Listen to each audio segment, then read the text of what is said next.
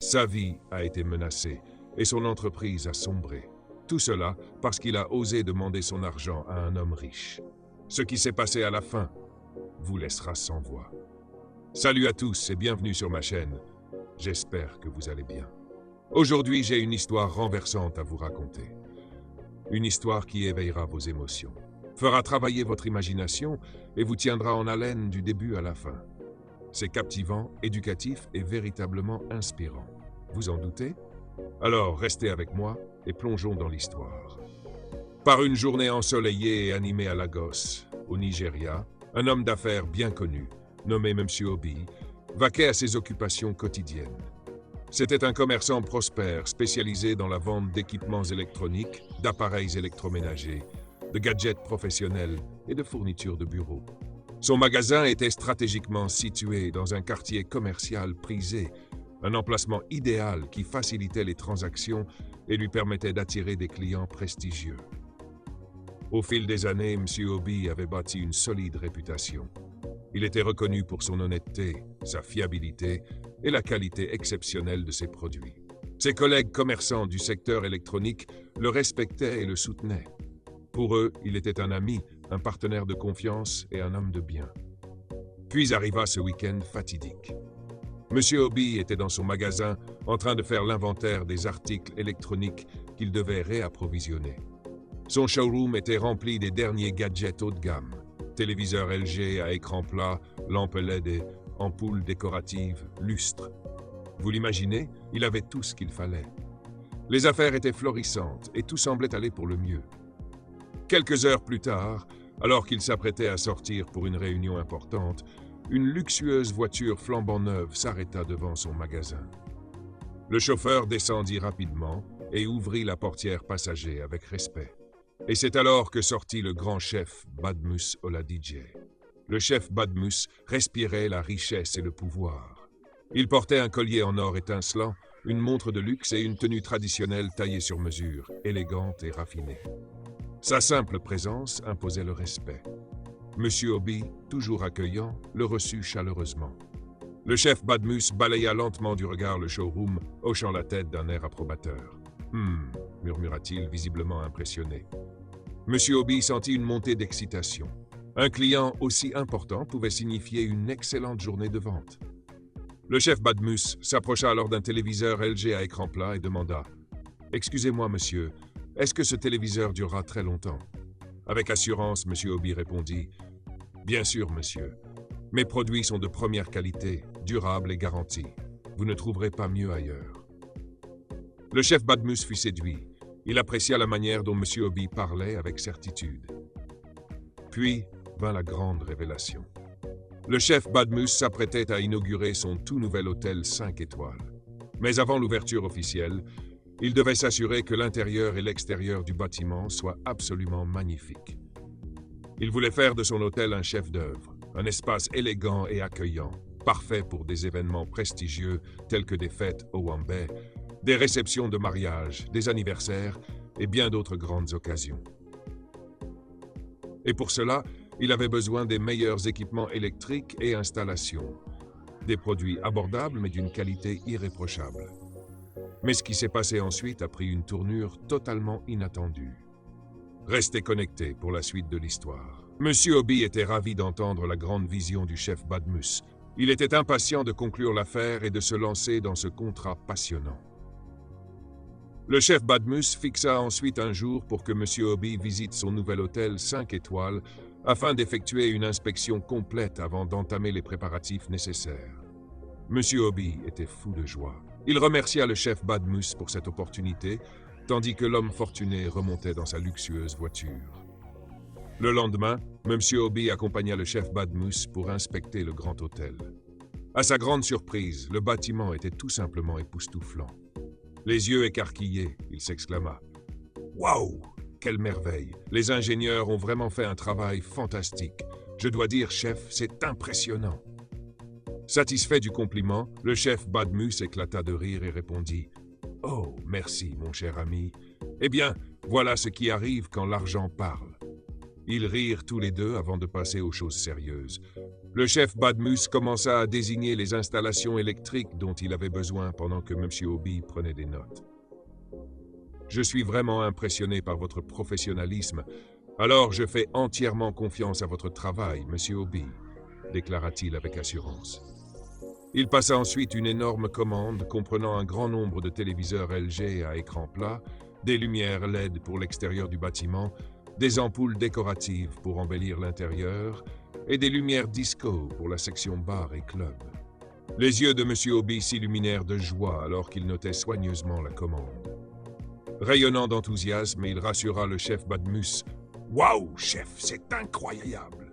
Je vous garantis que vous ne regretterez pas de travailler avec moi, monsieur. » Le chef Badmus hocha la tête en signe d'approbation. Le lendemain, de retour dans le magasin bien approvisionné de M. Obi, celui-ci emballa soigneusement tous les équipements électriques commandés par le chef Badmus. Après avoir effectué tous les calculs nécessaires, including le coût des matériaux et de la main-d'œuvre, le montant total s'élevait à 250 millions de Naira. Excité, M. Obi appela immédiatement le chef Badmus pour l'informer que tout était prêt pour l'installation. Cependant, avant de commencer, il demanda un acompte de 100 millions de Naira et envoya un rapport détaillé des coûts pour validation. Après avoir examiné le rapport, le chef Badmus répondit avec assurance « Oh, Monsieur Obi, j'ai vu le détail des coûts et tout me semble correct. Mais ne vous inquiétez pas, mon cher ami, je vous paierai le montant total, avec un bonus, une fois le travail terminé. L'argent n'est pas un problème. » Il éclata de rire. Cependant, M. Obi restait sceptique. En tant qu'homme d'affaires avisé, il insista poliment. « Chef, j'ai confiance en vous, monsieur, mais les affaires sont les affaires. Un acompte est nécessaire avant de commencer le travail. S'il vous plaît, monsieur, j'espère que vous comprenez. » Le chef Badmus le rassura encore une fois, lui promettant que l'argent ne poserait aucun souci et qu'il le récompenserait même généreusement. Après de longues discussions, M. Obi accepta à contre-cœur et l'accord fut scellé. Quelques jours plus tard, M. Obi embaucha une équipe d'électriciens qualifiés, d'installateurs de luminaires et d'ingénieurs électriciens pour le projet. Il s'accorda avec eux sur une rémunération de 25 000 Naira chacun pour leur service et tous acceptèrent avec enthousiasme. Le lendemain, à l'hôtel 5 étoiles du chef Badmus, son manager accueillit l'équipe d'installation et les dirigea vers leur poste de travail, conformément à l'accord. Le travail commença. L'équipe travailla sans relâche pour installer tous les équipements électroniques, des téléviseurs à écran plat aux lumières LED, en passant par les ampoules décoratives et les lumières disco pour la section club. C'était un énorme chantier qui nécessitait des mois de travail acharné. Au fur et à mesure de l'avancement du projet, les équipements électriques commencèrent à manquer. M. Obi contacta le chef Badmus pour l'informer de la situation, s'attendant à recevoir le premier paiement. Mais une fois de plus, le chef Badmus le rassura « Continuez le travail. L'argent n'est pas un problème. » Confiant en son client, M. Obi contracta un énorme prêt bancaire afin d'accélérer l'exécution du projet, persuadé qu'il serait payé très bientôt. Après plusieurs mois d'efforts intensifs, les dernières installations furent enfin terminées. Obi et son équipe étaient fous de joie. C'était le plus gros contrat qu'ils aient jamais réalisé. Enfin, le lendemain, l'hôtel 5 étoiles du chef Badmus fut inauguré dans toute sa splendeur. C'était un chef-d'œuvre, somptueux, grandiose et à couper le souffle. Un lieu parfait pour accueillir des événements prestigieux, des mariages et des célébrations VIP. Mais ce qui s'est passé ensuite va vous choquer. 2 semaines plus tard, M. Obi était assis dans sa boutique, perdu dans ses pensées. Son commerce, autrefois prospère, était désormais en difficulté. Ses étagères étaient presque vides et les clients qui avaient l'habitude d'acheter chez lui se tournaient maintenant vers ses concurrents. Sa boutique, autrefois un lieu incontournable pour des appareils électroniques de qualité, était en train de dépérir. Il ne pouvait pas rester les bras croisés et regarder son entreprise s'effondrer. Il devait trouver une solution. Ce soir-là, en rentrant chez lui, l'inquiétude était gravée sur son visage. Il sortit son téléphone et appela le chef Badmus, espérant enfin recevoir son paiement. Le téléphone sonna, mais personne ne répondit. Il réessaya, toujours aucune réponse. Frustré, il se leva du canapé et fit les 100 pas dans son salon, l'esprit en ébullition. Ce n'était pas ce qui était prévu. Que devait-il faire maintenant? Le lendemain matin, il décida de rappeler. Cette fois, le chef Badmus décrocha enfin. Mais au lieu de son ton habituellement poli, sa voix était froide et tranchante. « Quel est ton problème? Pourquoi continues-tu à me harceler ?» s'énerva le chef Badmus. Monsieur Obi resta sans voix. Il vérifia même l'écran de son téléphone pour s'assurer qu'il avait bien appelé le bon numéro. « Excusez-moi, chef, c'est bien vous ?» demanda-t-il, stupéfait. « Qui veux-tu que ce soit d'autre? Arrête de m'appeler, Obi !» aboya le chef Badmus avant de raccrocher brutalement. Monsieur Obi resta figé, fixant son téléphone. Que venait-il de se passer? Le même homme qui lui avait promis une belle rémunération agissait maintenant comme s'il ne le connaissait pas.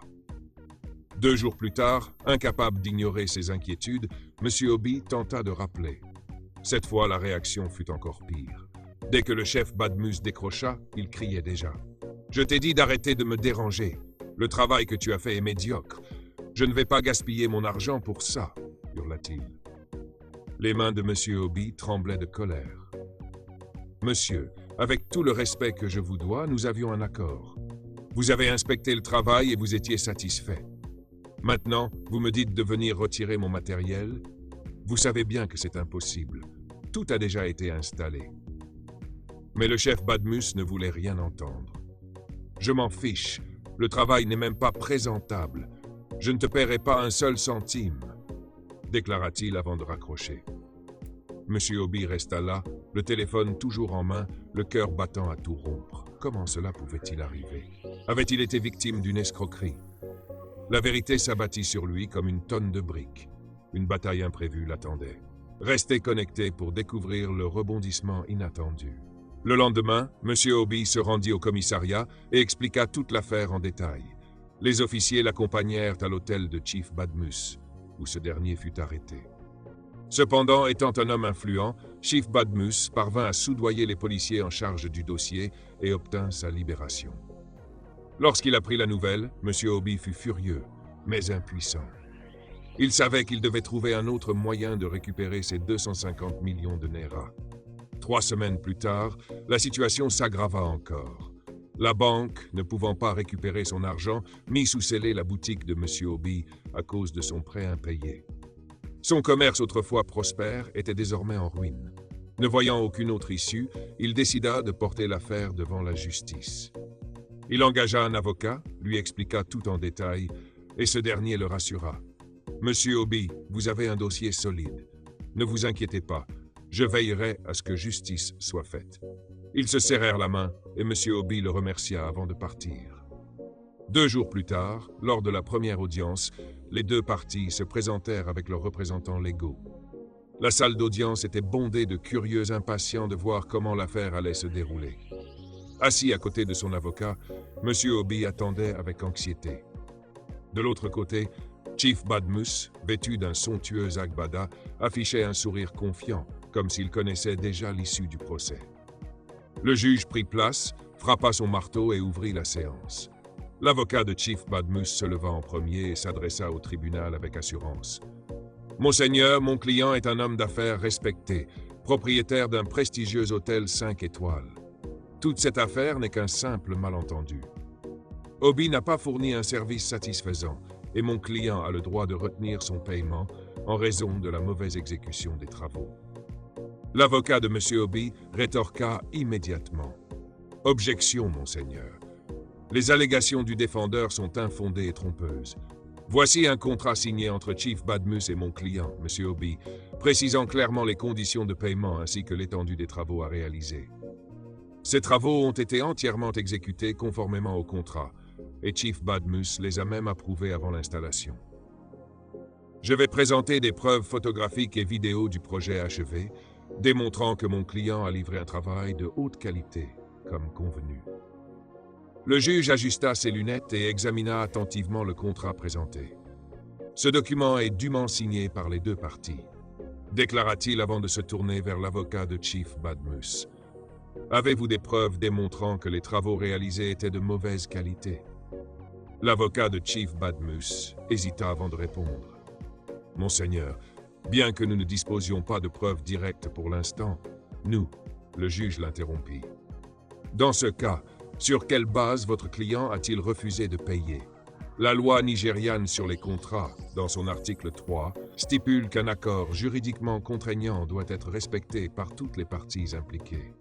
Le non-respect de cet engagement constitue une violation de contrat, ce qui est une infraction grave selon la loi. Chief Badmus se tortilla sur son siège, visiblement mal à l'aise.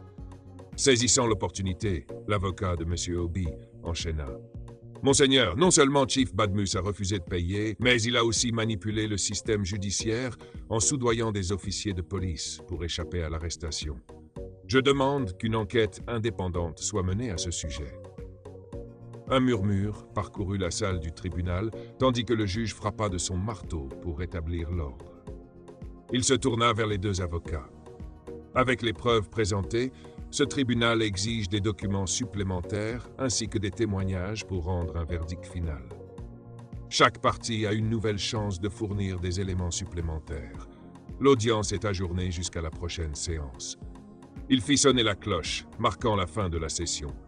À l'extérieur du tribunal, M. Obi et son avocat se serrèrent la main une fois de plus. « C'était impressionnant », déclara M. Obi soulagé. Son avocat esquissa un sourire. « Nous n'en avons pas encore fini. Mais faites-moi confiance, je ne vous laisserai pas tomber. » Alors que M. Obi le regardait s'éloigner, il sentit une lueur d'espoir grandir. De manière inattendue, le chef Badmus retrouva la trace de l'avocat de M. Obi, le barrister Patrick, jusqu'à son appartement. Le lendemain, alors que barrister Patrick sortait d'un supermarché luxueux, une voiture noire élégante s'arrêta brusquement devant lui, bloquant son passage. Il se figea, confus, ne comprenant pas ce qui se passait. La vitre teintée se baissa lentement, révélant un visage familier, le chef Badmus. Avec un sourire rusé, il lui fit signe de monter. « Barrister, échangeons quelques mots », dit le chef Badmus d'un ton calme mais autoritaire. Patrick hésita un instant, puis monta à contre-cœur dans la voiture. Plus tard dans la soirée, ils se retrouvèrent dans un restaurant chic et discret où le chef Badmus alla droit au but. « Barrister Patrick, vous êtes un avocat brillant. Je dois saluer votre dévouement à cette affaire. Mais soyons réalistes, vous et moi savons très bien comment fonctionne ce pays, » commença le chef Badmus, sa voix teintée de persuasion. Patrick ajusta ses lunettes. « Chef, si vous êtes ici pour parler de l'affaire, laissez-moi être clair. La justice doit suivre son cours. » Le chef Badmus éclata de rire en secouant la tête. « La justice !» Il se pencha légèrement en avant. « Barrister, la justice coûte cher. Et en ce moment, je vous offre bien mieux, une opportunité. Abandonnez cette affaire et je vous compenserai personnellement avec 4 millions de Naira, en espèces, sans tracas, sans trace. » Le cœur de Patrick s'emballa, mais il garda un visage impassible. « Chef, êtes-vous en train d'essayer de me corrompre ?»« Pas du tout, » sourit le chef Badmus. « Je vous offre simplement une porte de sortie. Réfléchissez-y. Que vous a apporté votre intégrité jusqu'à présent ? N'avez-vous pas perdu votre dernière grosse affaire parce que vous avez refusé de faire des compromis ? Et qu'est-il arrivé ensuite ? Votre client a fini en prison, et vous, avec rien d'autre qu'un goût amer de regret. Voulez-vous que l'histoire se répète ? La respiration de barrister Patrick s'accéléra alors que des souvenirs douloureux refaisaient surface. Cette affaire d'il y a quelques années le hantait toujours, une affaire où il avait refusé de plier, et à cause de cela, un homme innocent avait souffert. Ses principes lui avaient déjà coûté cher. Le chef Badmus vit l'hésitation dans ses yeux et enfonça le clou. « Vous êtes un homme intelligent, barrister. Acceptez l'argent. Sécurisez votre avenir. Personne ne saura jamais. Quittez le navire tant qu'il est encore temps. » La sueur perla sur le front de Patrick. Il était partagé entre son désir de justice et une tentation qu'il n'avait pas ressentie depuis longtemps. Pour la première fois en des années, il se sentait impuissant. Le poids de ses échecs passés, la pression de la survie et la tentation d'un avenir plus stable obscurcissaient son jugement. Après un long silence, il tendit la main vers l'enveloppe remplie de billets neufs. Ses doigts tremblaient alors qu'il tenait dans ses mains la preuve de sa trahison. Le lendemain matin arriva, marquant l'audience finale du procès. La salle d'audience était bondée, vibrante d'attente. Le juge prit place, parcourut la salle du regard, puis prit la parole. « Commençons. Barrister Patrick, vous pouvez présenter votre plaidoirie, » ordonna le juge. Silence. Les portes de la salle d'audience restaient closes. Aucun signe de Barrister Patrick. Le juge se tourna vers M. Obi. « Où est votre avocat ?» Le visage de M. Obi pâlit. Une vague soudaine de panique l'envahit. Il se précipita pour prendre son téléphone et composa le numéro de Patrick. Après plusieurs sonneries, Patrick décrocha enfin. « Barrister, où êtes-vous?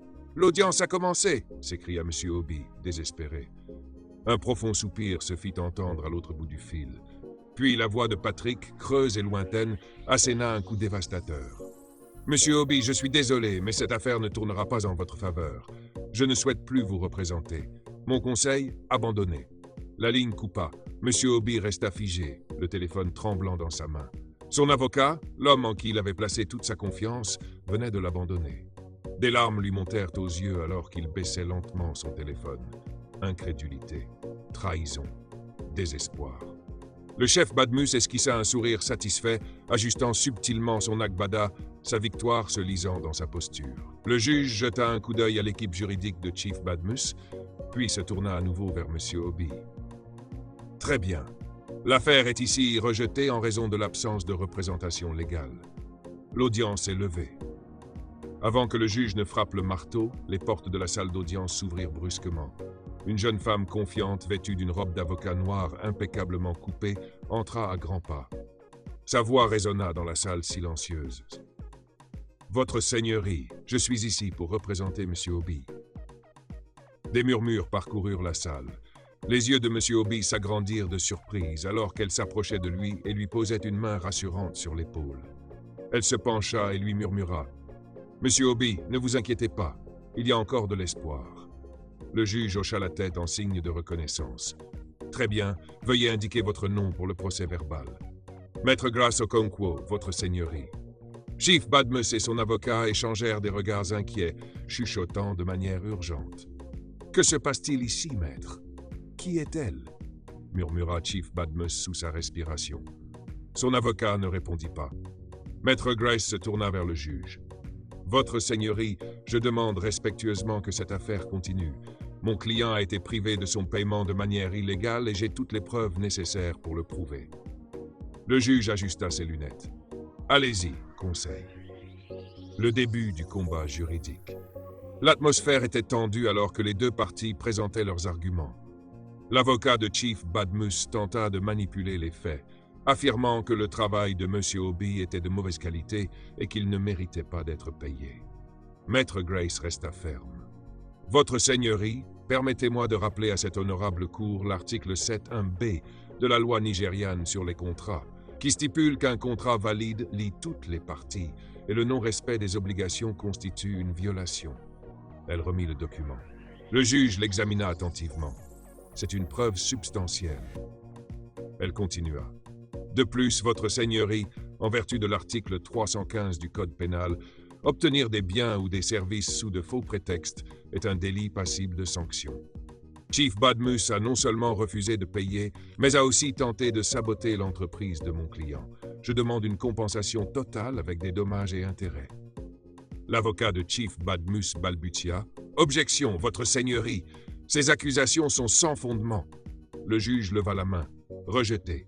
La preuve est claire. » Après plusieurs échanges houleux, contre-interrogatoires et batailles juridiques, l'affaire pencha en faveur de M. Obi. Le juge poussa un lourd soupir, ajusta sa robe. « Cette cour déclare Chief Badmus coupable de violation de contrat et de pratiques commerciales frauduleuses. Par les pouvoirs qui me sont conférés par la Constitution de la République fédérale du Nigeria, je condamne Chief Badmus à indemniser M. Obi de la somme totale de 250 millions de naira.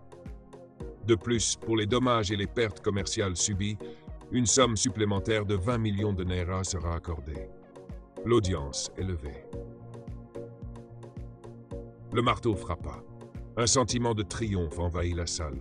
Chief Badmus resta figé, son visage blême. Son empire de mensonges s'effondrait devant lui. Une révélation choc. Dehors, devant le tribunal, alors que M. Obi essayait de comprendre ce qui venait de se passer, il se tourna vers Maître Grace, un regard de profonde curiosité sur son visage. « Maître, qui êtes-vous ? Pourquoi avez-vous pris mon dossier aussi soudainement? Elle sourit doucement. Allons dans un endroit privé pour discuter. Dans un restaurant calme, elle finit par révéler la vérité. Il y a 20 ans, vous m'avez sauvé la vie. Les sourcils de M. Obi se froncèrent. Vraiment? Elle hocha la tête. J'étais une jeune fille à l'époque, prise dans une terrible attaque de foule. Il m'avait prise pour une voleuse, et j'étais sur le point de mourir quand vous êtes intervenu. Vous avez risqué votre vie pour me protéger, m'avez porté à l'hôpital, payé mes factures et pris soin de moi jusqu'à ma guérison. Vous n'avez jamais rien demandé en retour. Ce geste de gentillesse a marqué ma vie. J'ai juré de devenir quelqu'un qui pourrait défendre la justice, et j'ai toujours souhaité vous revoir. Dès que j'ai vu votre affaire dans les nouvelles, j'ai su que je devais me battre pour vous. Les larmes montèrent aux yeux de M. Obi. Maître Grace, je n'avais aucune idée. Elle sourit. Maintenant, vous savez. La gentillesse revient toujours, monsieur Obi. Ce que vous avez fait il y a des années nous a conduits à ce moment aujourd'hui. Submergé par l'émotion, M. Obi l'a pris dans ses bras dans une étreinte sincère. Merci, ma fille. Vous ne savez pas ce que cela signifie pour moi. Tandis qu'il s'assoyait réfléchissant à ce tournant incroyable des événements, une chose était claire. Il y a toujours une récompense pour la gentillesse. En résumé, les bonnes actions ne restent jamais sans récompense. Parfois, la gentillesse que nous montrons aujourd'hui devient le miracle dont nous avons besoin demain. Soyons tous bons, justes et équitables les uns envers les autres. Quelle histoire belle et inspirante! Merci de regarder et n'oubliez pas de liker, partagez vos réflexions avec nous, partagez avec la famille et les amis, et ne pas oublier de vous abonner pour plus d'histoires intéressantes, éducatives, excitantes et inspirantes à venir. Au revoir.